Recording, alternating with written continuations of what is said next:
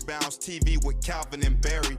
Just two crazy fans of the Sacramento Kings and they sharing their opinion. So be sure that you subscribe. It's for the fans, by the fans. Whether you chilling on the couch or wildin' in the stand. For laid back conversations about the Kings, subscribe here. Staying down until we come up thinking this gon' be our year. We're here, drinking beer, talking about the Kings. Be sure you subscribe so you can hear that bell ring, yeah.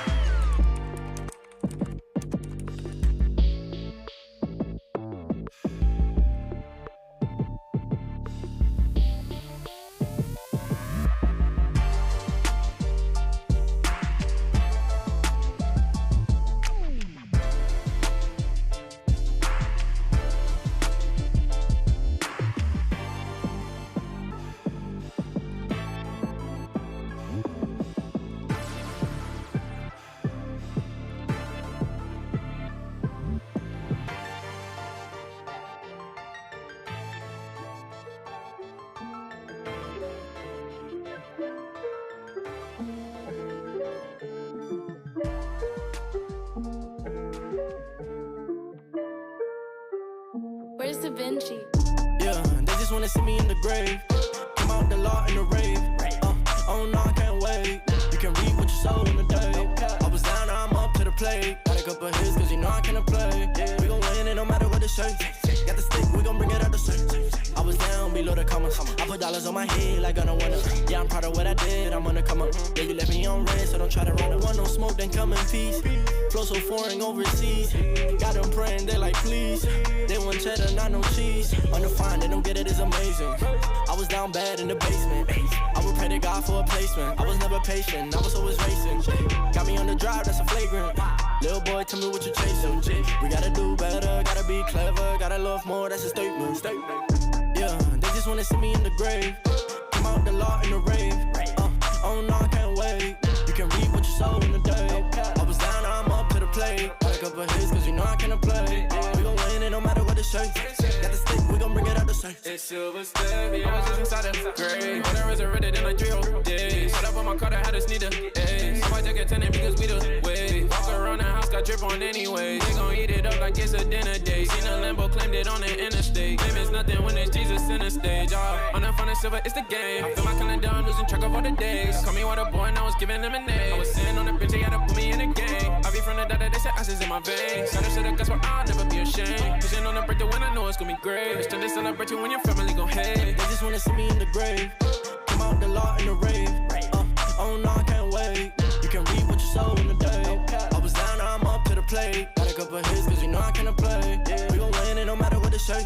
Got the stick, we gon' bring it out. And I'm back like I never left. They just treating every song like another check. I'm pulling up to every court and I'm calling next. They try to end me, now I'm stopping my foot on their neck. You'll be surprised what they do for attention. God looks into your heart and intentions. I see you judging in all of my mentions. I'm out the grave, I thank God for redemption. Now I'm taking it a step at a time. My future is bright like I turned on the lights. It's crazy how I see them right through the blind. I used to explain how I'm catching these flights. Don't hit my DMs with arrogance.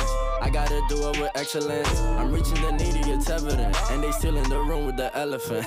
Wow. Yeah, they just wanna see me in the grave. Come out the law in the rave.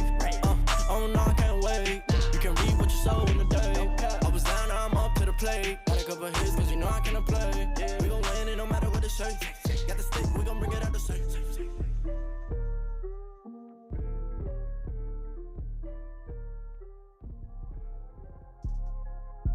Welcome to Royal Rebounds TV with Calvin and Barry. Just two crazy fans of the Sacramento Kings and they sharing their opinion. So be sure that you subscribe. It's for the fans, by the fans. Whether you chilling on the couch or wildin' in the stand. For laid back conversations about the Kings, subscribe here. Staying down until we come up thinking this gon' be our year. We're here drinking beer, talking about the Kings. Be sure you subscribe so you can hear that bell ring. Yeah.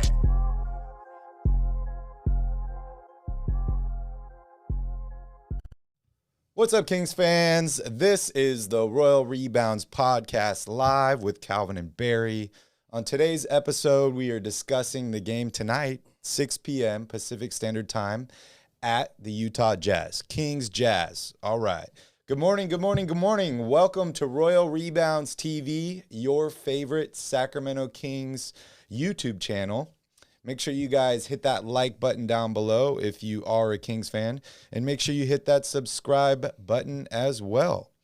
So, Calvin, first subject I want to talk about today are these new jerseys, the 75th anniversary Kings City Edition jerseys. Sacktown, how are you feeling about the new threads? Well, I like the jersey collection overall for the NBA. I like the fact that they kind of kept everything simple for every team. They didn't try to do too much with any jersey.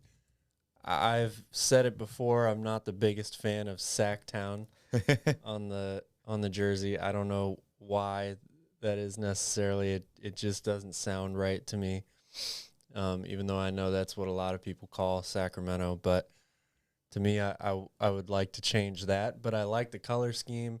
I think that, like I said, the jersey is very simplistic, not in a negative way, but in a positive way. So I think they're better than the City Edition jerseys last year. Yeah, and we what did we say last year? At least it doesn't say Cream City on the front, right? Yeah. So was there any City Edition jersey that you really did like?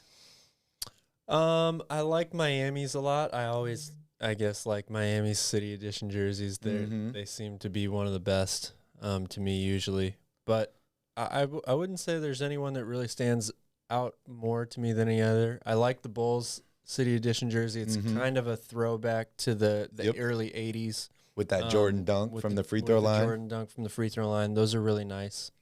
I really like the Houston Rockets jerseys. Yeah. They're cool. Yeah. They bring back, they're the old school blue with like the pinstripes down them. They look really cool. But yeah, I agree with you. I think the jerseys are much better than they were last year. Yeah. I'm hoping there's a Tyrese Haliburton one for sale that I can get. I missed it last year. It was in my card on Fanatics. I had my size large. I went back to close out, sold out, and I couldn't find any for the rest of the year. So disappointing there. But cool. I'm glad to see they have a new jersey. It feels like a new jersey every single year now. I guess always. The NBA needs more and more ways to generate revenue, huh? What do you guys think about the City Edition jerseys? Yeah, let us know down in the comments or in the chat. Halloween costumes. We just had a Halloween. Calvin and I did a Halloween podcast. It was on Sunday. We were having fun watching football, watching basketball. It was a great day. Played some beer pong later in the day. Beer pong is acceptable on this channel. There's not many children watching. If you are, we were playing with water in the cups too. But I saw some NBA stars in their Halloween costumes. I have to tell you, my Halloween costume would have been much nicer if I was making over $1 million a year. But we saw Tyrese the Grinch. Does help. We saw Alex Len as his scary clown. I'm sure you saw LeBron James. Yeah, he looked like the real deal, man. I almost didn't realize it was him. Right? Who was your favorite one that you saw? Well, the Grinch was really good. I almost didn't recognize Tyrese either looking at that costume. LeBron's definitely stood out to me, though. Yeah. I mean, that was like, he looked like he could have been in the movie. Yeah. I think I have to say the Grinch one, too. You know, a couple years ago, I was the Joker, so I had to get, like, the white face paint on and everything, and it got everywhere. And just, you know, thinking about how long he had to sit to have all that done so nice. Props to you. Right. Props to you, Tyrese. Imagine being in the movie and having to sit and have that done like 2 or 3 times a day, every day for months. Well, who is it? That dude from SNL, Pete Davidson. Yeah. He's getting all his tattoos removed because he said that when he got them, he had no idea he was ever going to be in movies. Yeah. And if you have tattoos like that, he said he has to show up like 6 hours early to have them cover all the tattoos. Wow. So crazy. I don't know if I would go that far. That's Maybe you just cast me as a role of a guy with tattoos, right? Yeah. Like make me the villain or the bad guy. I don't care. Yeah. Moving on. So Marvin Bagley. I saw an article about him yesterday about how he needs to start over Terrence Davis if Mo Harkless is pulled from that starting rotation. Calvin and I put out a video a couple days ago about Mo Harkless and whether he was the right person at that 4 position. He's been playing defense, but there hasn't been much for him on the offensive end of the floor, and he hasn't been making any of his threes. Not that he shoots a lot, but still. So how are you feeling about Marvin?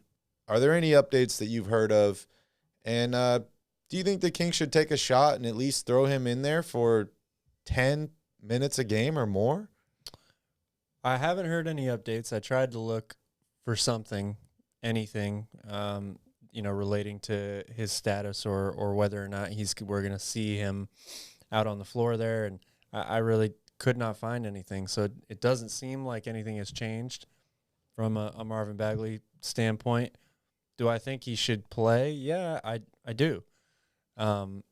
Definitely if they're going to be playing teams that have size and length, that, you know, if Maurice Harkless is going to be, in fact, taken out of the starting lineup, somebody that is a bigger guy, he would be one of the first people I would think to come in and replace him, because he can still do some things that Harkless does on the offensive end. He stands in the corner and hits that corner 3 pretty regularly, and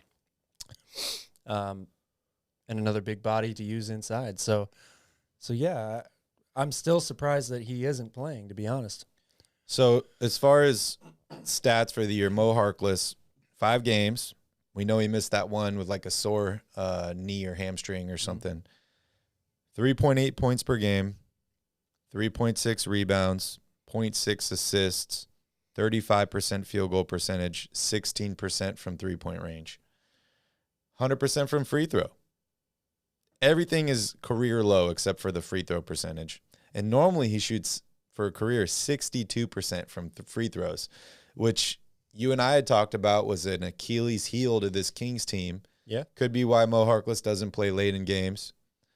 He's made 100% this year, but that's probably like 5 for 5. Yeah, I don't know how many attempts. Not that many. So I feel like the Kings are missing something, not having Mo Harkless out there. I understand that, matchup dependent is a big deal. And if Mo Harkless needs to be put on a guy to, quote unquote, shut him down or slow somebody down, that's important. But you have a young guy in Marvin Bagley that obviously wants to play. He seems healthy. Seems like he had the best offseason he's had since he's been with the Sacramento Kings. I say throw him in there, man. I agree. Tell him he's going to start. Even if he's only playing 10 minutes, being a starter is going to be a huge confidence booster for him. Marvin Bagley shoots better, than 62% from free throws. He's going to get you more rebounds than 3, which we also talked about was an issue with the Sacramento Kings. And I think he's been improving on the defensive end of the floor. Not that I really have much to back that up because we haven't seen him a lot, but just the fact that he's been working with Doug Christie another year in the league, I feel like has to be getting better at defense. And maybe he's not. Maybe that's why he's benched. I don't know. Let us know how you guys feel about Marvin Bagley, whether you feel like he deserves a chance to start on this team, whether you feel like he needs to be traded. Most of the people that I had talked to about potentially trading Marvin Bagley is they said that he has no value at this point. You alienated a guy, you benched him. He's not even starting on the Sacramento Kings. And a lot of people say that in a derogatory term, right? And I get it. We haven't made the playoffs in 15 years. So it makes sense. But if he's not a starter on our team, what's he going to do for many other teams? And no one's going to give you a first-round pick or anything of value for a bench player whose contract is about to expire and makes, $11 million this season? So it's hard to say that Marvin Bagley, has had any trade value really since he's been in the NBA. I mean, maybe that first couple months of his rookie year after he gets picked number 2, but he gets hurt shortly after that. Yep. Misses a lot of games.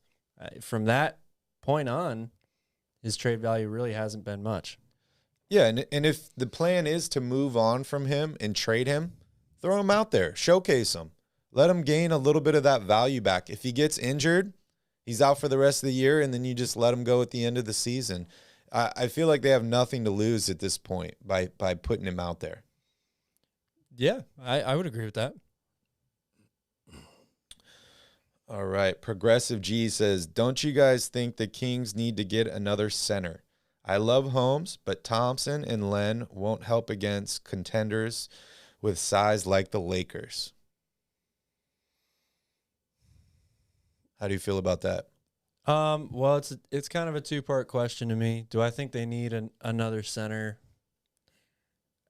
It sounds to me like you want another starting quality center. That's something that not a lot of teams have. 2 starting centers on their roster. Unless you're the Lakers. Unless you're the Lakers, They have 3 starting centers. They do have 3. But I don't know how I feel about that. I like Tristan Thompson a lot, and I think Alex Len has played well this year. So I think those guys definitely can help against teams like the Lakers. But you also have to keep in mind salary cap. You have to keep in mind where the Kings are from a money standpoint. They don't have a lot of money to throw around. It's not like you can just say, all right, well, let's go out and get our guy, our choice of center. It doesn't work like that. So you got to deal with the cards that you were dealt. And I think all things considered, the team that they put together this year was a pretty decent one. So, And they're playing small ball. Yeah. BV50, shout out. Glad to see you here in the chat. Thanks for joining us. BV50 says, the Kings and centers don't mix. You got to go back to Vlade, the only quality center. That sounds like a knock on DeMarcus Cousins, man. DeMarcus Cousins was a great center, and I think he's still a free agent, right? Yeah, I wouldn't sign DeMarcus if I were the Kings. But if the Kings want more size, I don't think they need it at the backup center position. I think they need to start a bigger guy at the 4. And that goes back to my point. Start Marvin Bagley. Is definitely the hole in this team right now. Yep. Gothen. Is it Gothen or Gothen? Always here. Glad you're back. They definitely have something to lose. Games. No one likes him. Chemistry will be thrown out of whack. That's a good point. That is a good point. I'm not so sure the chemistry will be thrown out of whack. He's been with the team the whole year. He has to have some chemistry with them. He's on the bench cheering them on from the sidelines. I don't think there's anybody, or I would be surprised. Spencer Haas. Wow, I haven't heard that name in a while. I would be surprised to hear of any player on this team that had a problem with Marvin Bagley. So, other than De'Aaron Fox's dad, on the team. So yeah, I would say you should play him, especially if Mo Harkless isn't giving you what you need out of him, and the first guys off the bench are all guards. So you need another front court rotation player in there somehow. Yep. Don't forget about Brad Miller too. He played some good games for the Kings before he moved on to play with the Chicago Bulls. Yeah. And that brings us to our next topic. Some of you might know Calvin's Eastern Conference team is the Bulls. He's a Bulls fan. He's from Chicago originally, so I'll give him that. But really throwing me under the bus now. Let's talk about surprise teams. And then we're going to jump into Kings Jazz here in a little bit, but I want to talk about some of the surprise teams. And Chicago Bulls are looking mighty good, Cal. They look fantastic. I don't know how much of a surprise it is. I mean, maybe it's surprising that they have the best record in the league so far. They've jumped out to a 6-1 start. They've given Utah their only loss so far this season. They're playing great on both ends of the ball. DeMar DeRozan has been an absolute animal since he's gotten in Chicago. I think he had 37 yesterday. Yep, last night. They were down 19 in that game, came back and won on the road. They played great defense. They're only allowing 101 points a game. Mm-hmm. So they've looked very good. The Miami Heat are another team that's really, really jumped out to a very strong start. Best defense in the NBA. They're giving up 97 points a game, 5-1 record. And the Knicks as well. I would say if you want to talk about surprising teams, nobody expected the Washington Wizards to get off to the start that they've gotten to. They also play really good defense. The Warriors, again, I don't know how surprising it is to see them at the top of the standings in the West. I do think it's surprising that they've had as good of a start without Kuminga, without Klay Thompson, without James Wiseman. Wiseman, I think, just got cleared for full contact practice. Yeah, he should be back in the next week, I think. Soon.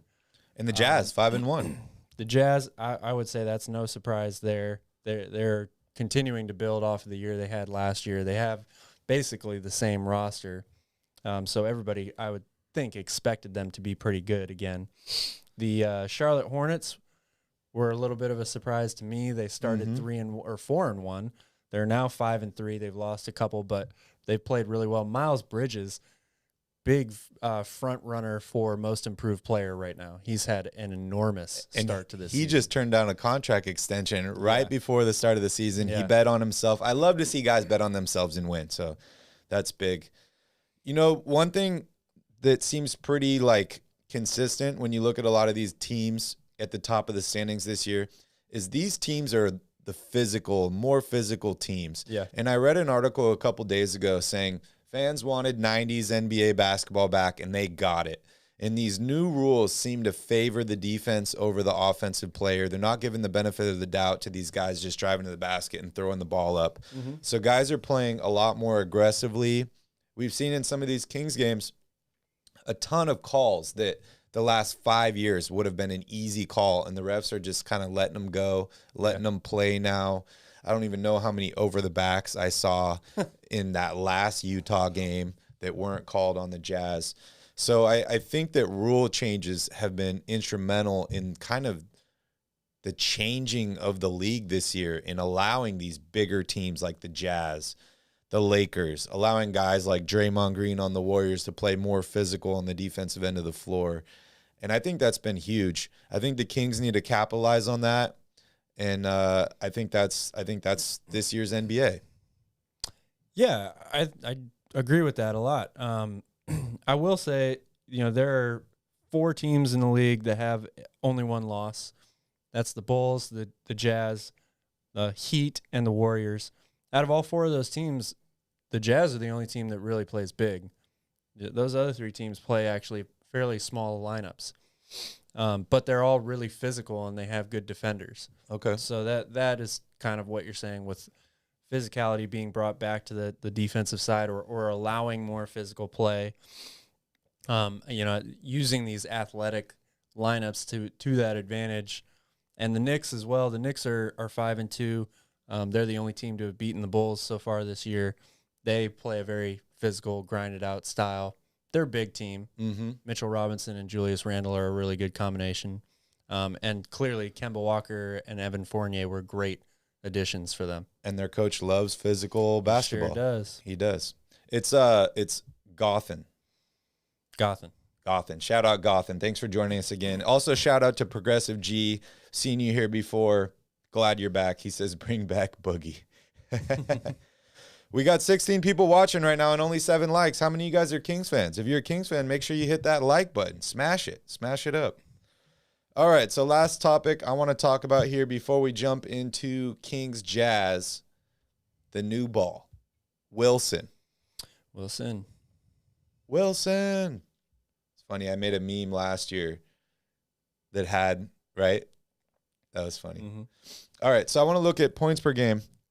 So this year, the Charlotte Hornets are leading the league at 117 points a game. You look at last year, 2 teams leading the league at 117, Milwaukee and Brooklyn. Utah was just under that at 116. You had Portland at 116, Washington at 116, and then you had 2 teams at 115, a couple at 114. You look at this year, we have Charlotte at 117, drops off to New York at 115, and then you have a 14, 113, 112, 112. So teams are definitely scoring less this year. Mm-hmm. It could be the ball, or it could be like what we just talked about, teams not getting free throws. Yeah, I would put it more players so being on more aggressive. the way the game is being officiated right now than the ball. So I have to ask you, Cal, I know you are a big baller, love to play ball. Spalding or Wilson? Well, I have more experience in my own career playing with a Wilson ball than I do with a Spalding ball. And I always loved Wilson balls. I loved the feel of them. Mm-hmm. They were the easiest ball for me to grip usually. They just feel like less plasticky. Yeah, the Wilson Evolution basketball is probably my favorite ball of all time that I've ever played with. Like I said, it just has a great feel to me. I don't think this is as extreme of a change to the basketball as the last one that we had. So I get it. Guys will it might feel a little different, and therefore it takes some adjusting, but I don't really buy the fact that this ball change is that much different and it's causing guys to miss shots or anything like that. I don't agree with that at all. It's like Delonte West said, right? Yeah, he'll play with a sock. We're going to play with a sock. We're going to play with a sock, Craig. One of the best interviews of all time. That was hilarious. R.I.P. Craig Sager. And shout out Tanvir. All right, so a couple more questions here. BV50, I think this is a question for you, Calvin, since you mentioned most improved player. If Harrison Barnes keeps up this uptick in his play, do you guys see him as most improved? Ooh, man, that's tough because, Harrison had a pretty good year last year. That is not to say that he hasn't vastly improved or that his numbers will be so much better. But I feel like most improved player generally goes to somebody who makes a bigger jump in their overall statistics. Usually a younger player.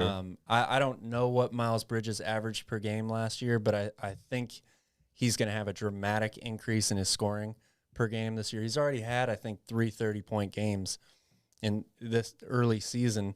I'm not sure he had 3 30-point games in a year ever before that. I got it up here. So last year played 66 games, started 19, averaged 12.7 points per game. This year started 8 games, 23 points per game. Yeah, that's a huge jump. Huge jump. Almost double. So he's just the guy, I would have to look more closely at what guys are doing right now. But that if he sustains that and averages over 20 points a game, it's going to be hard, I think, for Harrison Barnes to get more votes for that award than him. And it also depends on how the teams do too. Yeah, that's if true. If Charlotte's a surprise team for the rest of the season, like I think he's a lock. You look here, I think they have a real chance to make the playoffs in the Eastern Conference. So I think so. He's up in rebounds. He's up in assists. The thing that really stands out to me, though, is steals. Over his career, he averaged 0.7 steals a game. He's almost at 2 steals a game this year. So huge improvement by Miles Bridges.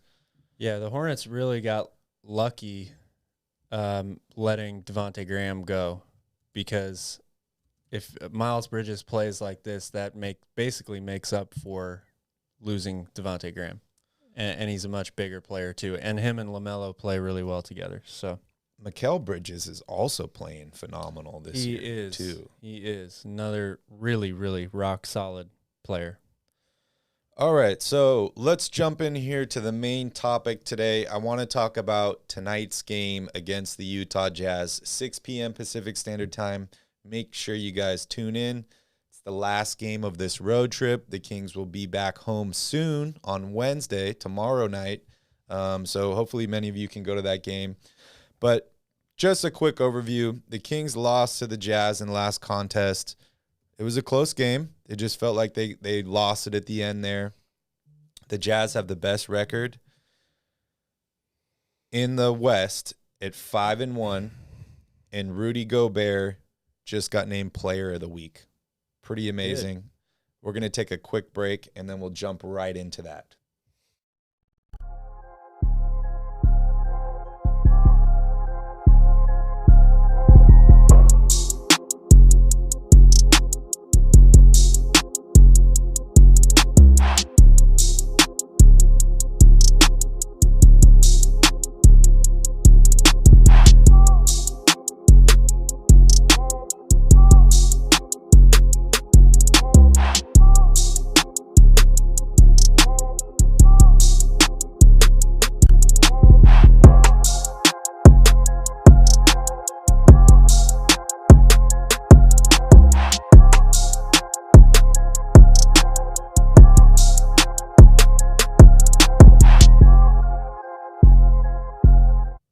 All right, we're back.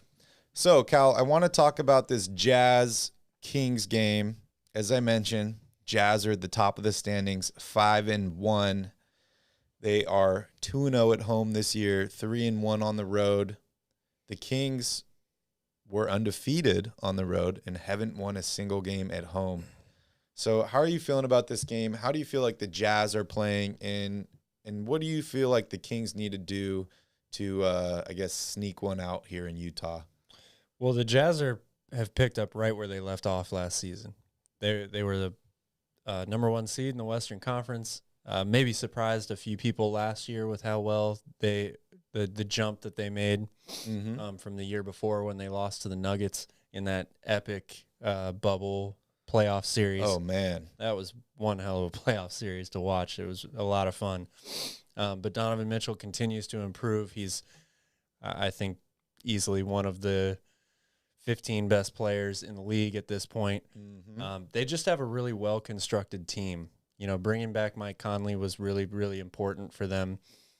You mentioned Rudy Gay, who hasn't played a game this year. He could be a huge boost for them as well if he makes his way back from this heel injury. I think he's still out. He is still out. Yep. It's kind of I couldn't really tell what the injury was when I was trying to look it up. All I saw was it was a heel injury, and he hasn't been cleared for full practice probably yet. Heel contusion or something like that. Something like that. whatever their technical term. But that being said, they don't necessarily, they're not missing him right now because of all these other guys they have. They're just a really well built team. They play good defense.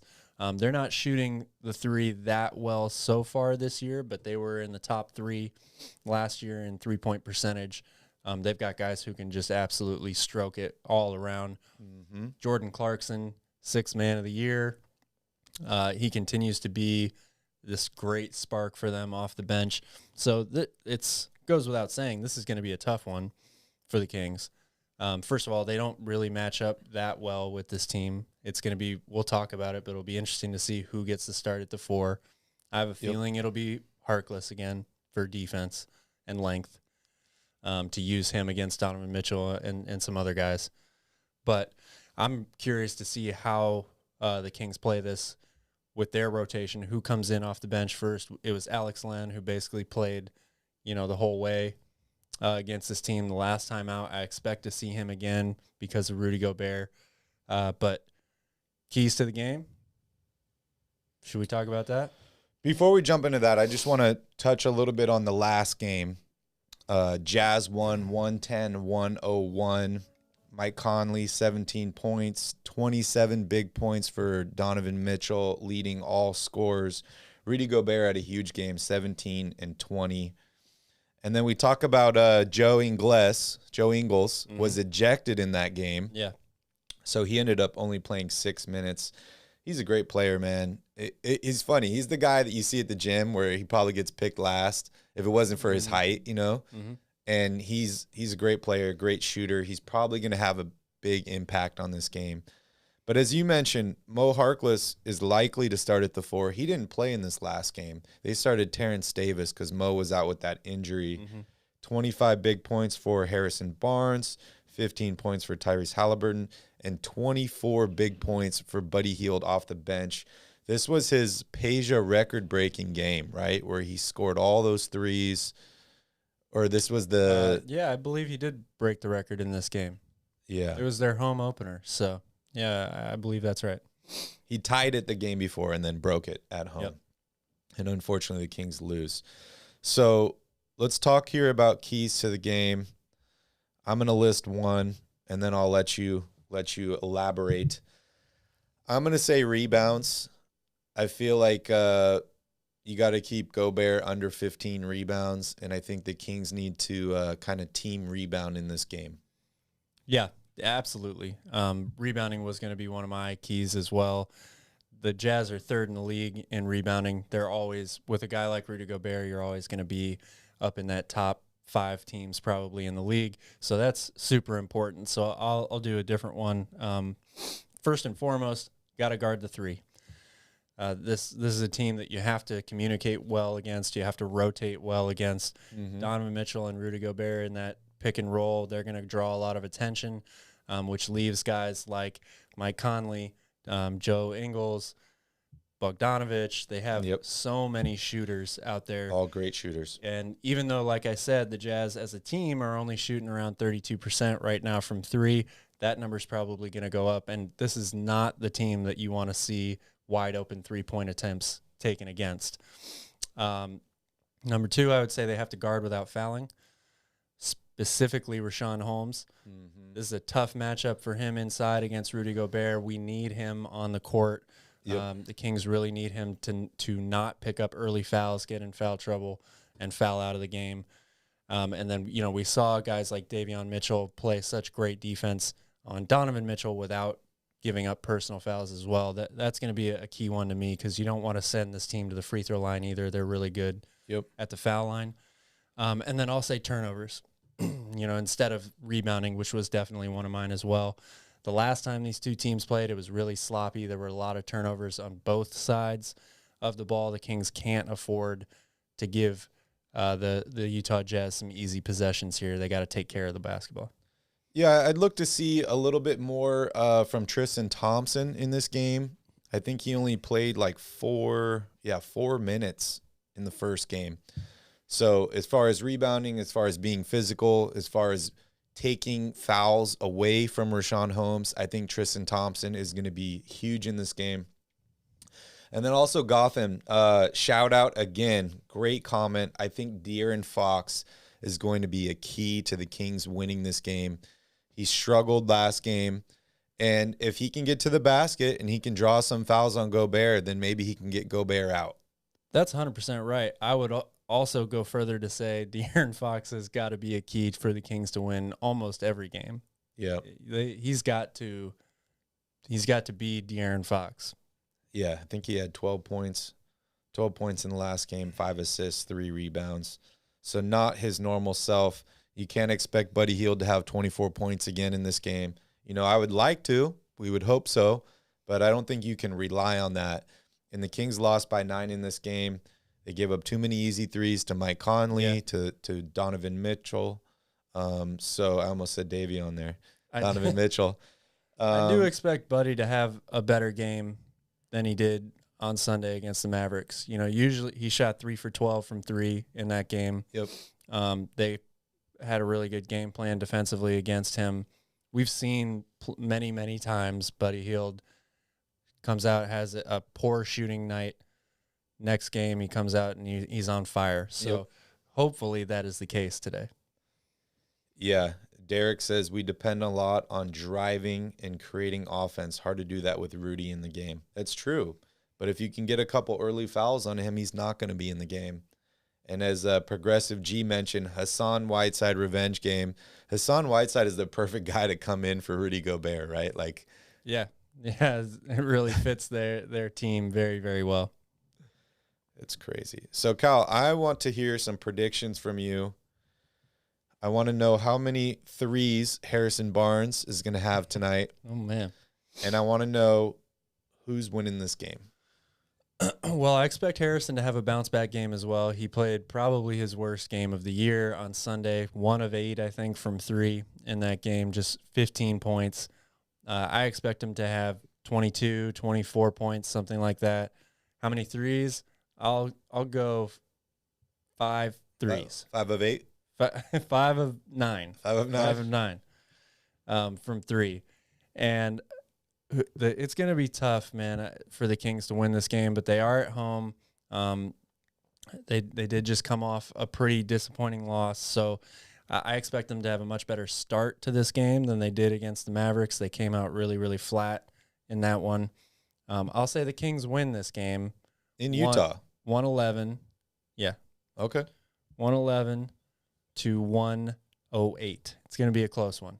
Wow. But the Kings, as we know, have been really good in 3-point games this year. Games decided by 3 points. Yeah. So yeah, that's true. 111, 108, Kings.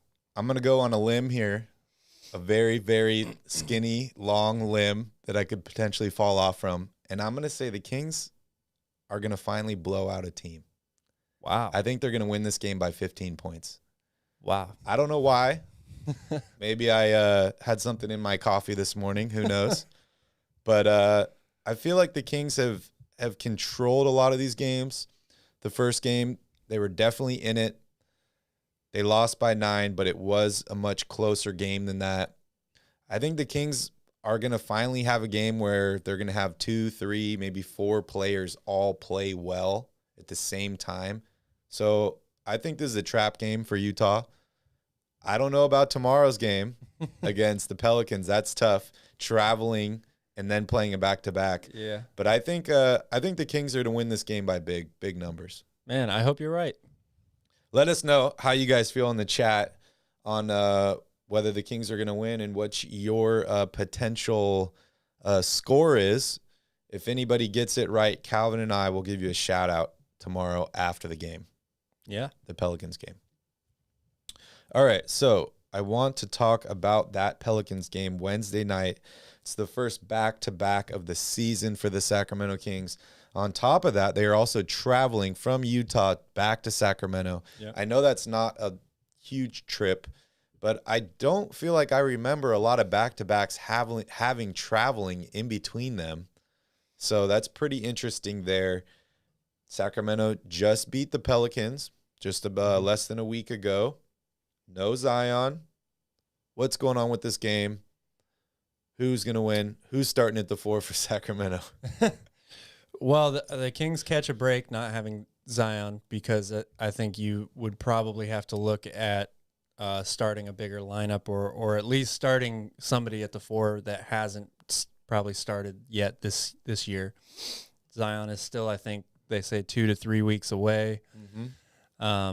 Really, it's a whole nother story. A really interesting situation over there. There's weight with issues. Zion. There's weight issues. He didn't tell the Pelicans that he had a procedure on his foot until media day. Oh, man. It's kind of crazy, actually. But anyway, no Zion, so the Kings don't have to worry about him. This is a game that the Kings should win, right? I mean, we said it when they just played a few days ago. They should have won that game by double digits. It's a team that they match up well with. Valanciunas had a big night. Obviously, they'll have to try and limit him and Brandon Ingram, but outside of that, the Kings, I think, have the advantage. They're at home. Even though it is the second game of a back-to-back. I think they'll come out ready to play because of the crowd. They haven't been at Golden One Center in a few games, so they should be ready to go. And this is a game they've got to win. They just have to. Pelicans are 1-6 on the season, 3-game losing streak, including that loss to Sacramento. They seem like they're falling apart. I don't know who the leader is. Obviously, Brandon Ingram is the best player on the court currently with Zion out, and he might actually be the best player with Zion on the court. But he doesn't seem like much of a leader to me. And we've also heard him say that he would welcome a trade to teams like the Miami Heat. So I'm not so sure how much he really wants to be in New Orleans. I think this is a trap game for Sacramento. That's not saying I don't think they're going to win this game. I just think that this is a game you have to be very careful with. You have to start out fast. This can't be a game where you're like, oh, we're playing the Pelicans. They've only won one game. You know, we can not play our best and we'll still win the game. So I'm a little concerned about the game in that aspect. But I'm hoping the Kings can go 2-0 in these next 2 games. That'll make them 5-3 on the season. It's been a long time since they've been 5-3 on the season. It has. We got to get De'Aaron Fox to play better, obviously, to win. Definitely to win today. But going forward, he's got to pick it up. He's got to improve his shooting, turn the ball over a little bit less.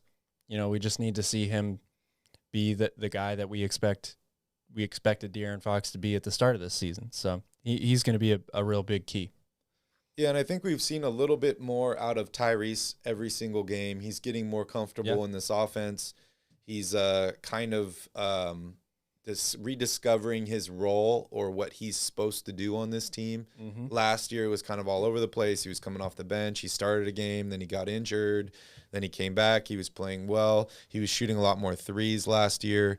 So I think he's getting more comfortable every single game. But the better that Fox plays, I think the better Tyrese is going to play. Yeah. If Fox is getting to the basket, if he's getting fouled and going to the free throw line, I think that's going to open up a ton more for Tyrese Haliburton. And I'm excited to see that 2-man game between him and Richaun Holmes, because one way you want to take Rudy Gobert out of the game, it's leave him at the 3-point line or get him lost in switching, roll into the basket. Great point. That's something that I was going to say. That is a big area of focus for me tonight because of exactly what you said. Getting Rudy Gobert to switch. We see him usually kind of sag off into the paint. So he'll give up that mid-range shot that Tyrese has been knocking down, or the floater. He does make a lob difficult, but it's there if you can get it. If you can get the pick and roll working, to your advantage a few times in a row. Tyrese knocks down a couple of shots. That's going to make Rudy Gobert come out of the paint even further, which leaves the lob open, or leaves Richaun open at the foul line for that push shot. Either way.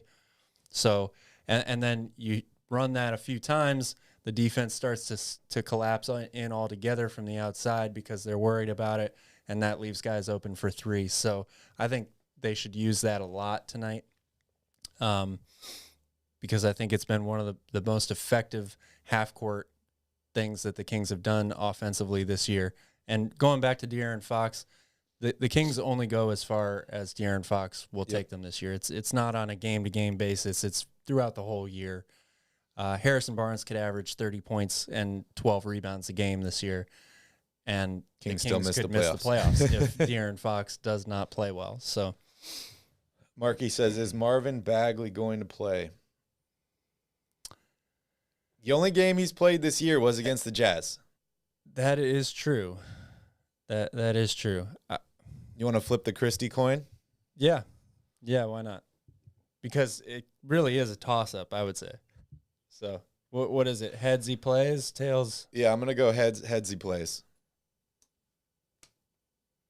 It is tails. All right, you heard it first here. Marvin Bagley not playing tonight. Not playing. All right, anything else you want to talk about before we wrap it up? Just really like to see the Kings get this win. These are the teams. These are the games and the teams that you don't need an excuse to get up for. This is the number one team in the Western Conference. You know it's going to be a dogfight all night long. Yep. So energy and effort should not be an issue here. We shouldn't see the Kings come out really, really flat and have a really slow start. It's not an early game. They got all their trick-or-treating out of the way. I don't know what else you need. You got to come ready to play this game. It would be really nice to see the Kings get a big, big win on the road here to finish this road trip too. Yeah, and, the Kings have had a rough start to the season in terms of who they're playing, but there's no excuse there. You're playing in the West. You're playing against good teams. You want to make the playoffs. You got to win against good teams. I don't care if the Utah Jazz are 5-1, 10-0. It doesn't matter. You still have to play your game against them. There's a reason they play every single game. The Kings need to capitalize tonight and especially tomorrow against the Pelicans, because that's one team they could be in a race against for that play-in tournament or that 8th spot. So 2 big games. Calvin and I will not be streaming after the game tonight. We'll be celebrating the blowout win, as I called it. And we will catch you all tomorrow night after the Pelicans game. We will be live. So make sure you guys all have a good day today. Make sure you tune in to both games. We'll see you all soon. And in the meantime, go Kings. Go Kings. Thanks, guys.